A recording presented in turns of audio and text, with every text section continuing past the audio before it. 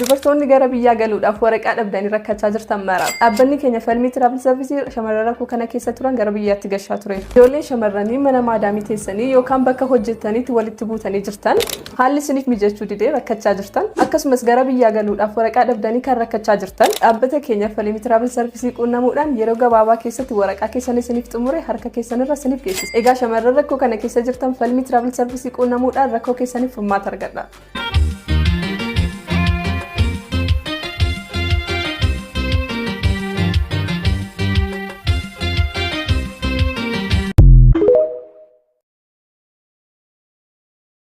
Ani handa komiti galma ko wanan beekuuf ka'umsa ko irraa kaase malee abbumti fedhe nan cabsu harka baase.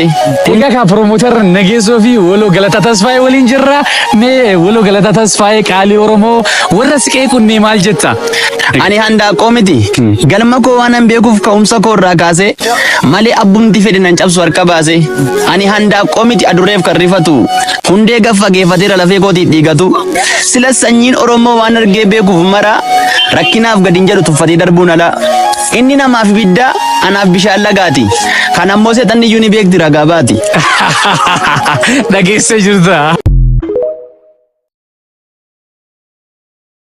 Inaafamu jibbite erga akkas ta'e immoo fudhadhu maddaa baraa nan rakkadhee jedhiitii taayi walakkaa karaa nama fayyaa jedhame tokkoof hin ta'in fira dhaqi maqaa kee barbaadadhu warra maraate bira. Doktiraaf saayinsistiitti maqaan kee moggaafamaa mataa'uuf dhukkubsitaa maafan maqaa dhaamaa erga milkaa'uu feetee guddattee gaara ba'uu hawwaara nutti hin gaasin maaliif maqaa nu dha'u nan inaafinaa yoo jette teessoo jirturraa bu'i reeffatuun komatamuuti yookaan qaa jedhi du'i malee in inaafamta.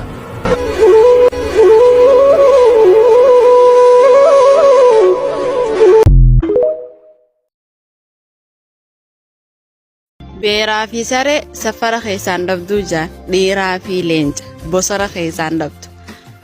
Gatiin kan kee gatii leencaa taanaan iddoo qushaashaa kamiyyattuu hin argamtu. Gatiin kan kee gatii saree taanaan ammoo akkuma saretti manjararra soorte raqaa fi dubbii barbaadda. ጋይስ ውሽዬ መጥቻለሁ ዱባይ ገብቻለሁ ማሮቼ ጋቢ ማዘዝ ለምፈልጉ ንጹህ ፈትል ጋቢዎችን እንዲሁም የባህል ልብሶችን ባልትናዎችን ንጹህ ቅቤዎችን ይዤ መጥቻለሁ ኮንታክት አድርጉኝ ወይ ላይቭ ላይ ገባለሁላችሁ እንዲሁም ደግሞ ወደ ኢትዮጵያ ከቀረጥ ነፃ ካርጎ መላክ የምትፈልጉ ኮንታክት አድርጉኝ በ5 ቀን ውስጥ ይደርስላችኋል ማለት ነው ከቀረጥ ነፃ ስልክ ቁጥሬን ያዙትና